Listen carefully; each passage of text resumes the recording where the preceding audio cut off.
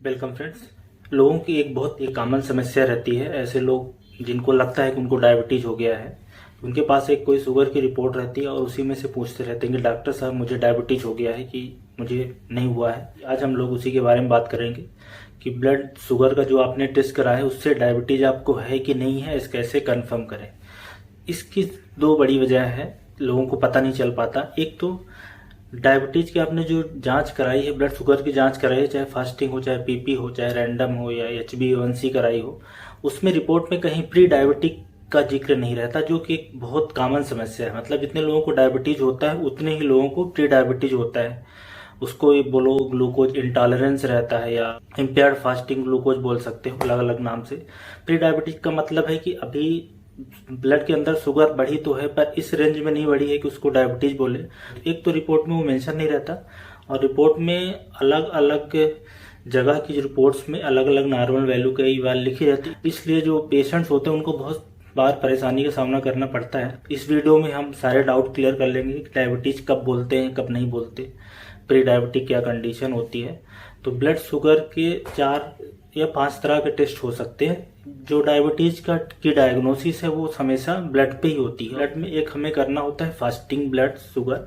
Fasting blood sugar की आपने 8 से 10 घंटे तक रात में नहीं खाया था और सुबह उठते बिना कुछ खाए पिए, बिना चाय बिना कॉफी के जाते हैं और अपना ब्लड देते हैं। अगर आप फास्टिंग ब्लड शुगर कराते हैं और 126 मिलीग्राम पर डेसीलीटर से ज़्यादा आता है, इसका मतलब डायबिटीज हो सकता है। तो पहली क्राइटेरिया है कि फास्टिंग 126 से ज़्यादा हो।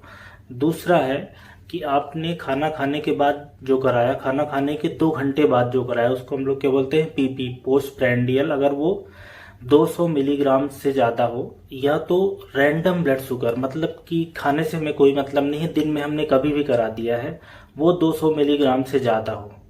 200 मिलीग्राम से ज़्यादा हो, बट इस कंडीशन में लक्षण हमें देखना पड़ेगा। और लक्षण के साथ में पीपी आ रहा है या रैंडम 200 मिलीग्राम से ज़्यादा रहा है, तब हम उसको डायबिटीज बोलेंगे।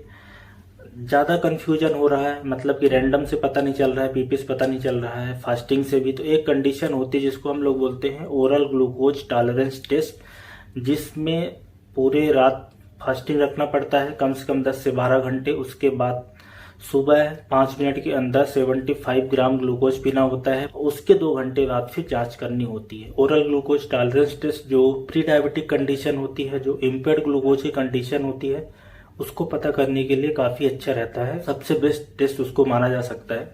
तो अगर उसमें जो 75 ग्राम ग्लूकोज के 2 घंटे बाद 200 मिलीग्राम से ज़्यादा आ रहा है आपके ब्लड में शुगर, इसका मतलब कि आपको डायबिटीज हो गया। एक और टेस्ट है जिससे बोला जा सकते हैं, वैसे तो वो मॉनिटरिंग के लिए ज़्यादा अच्छा होता है, उसको डायग्नोसिस के लिए यूज नहीं करते, वो है HbA1c। HbA1c अगर किसी को 6.5 से ज़्यादा है उसके ब्लड में, तो ये माना जा सकता है कि उसको डायबिटीज है।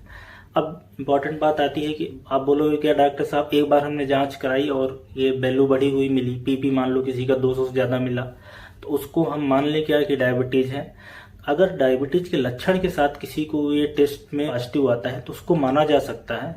वैसे रिकमेंडेशन ये है कि एटलीस्ट आपको या तो दोबारा से टेस्ट करवाओ कुछ दिन बाद, एटलीस्ट 1 हफ्ते बाद, 15 दिन बाद, मतलब दूसरे ब्लड सैंपल में भी बढ़ा हुआ मिले, या तो दूसरे तरह की एक जांच, जैसे फास्टिंग कराया उसके साथ में पीपी करा लिया या HbA1c करा लिया, मतलब दो जांचों में जो वैल्यू मिलती है उस डायबिटिक रेंज की मिले, तब हम उसको डायबिटीज बोलते हैं।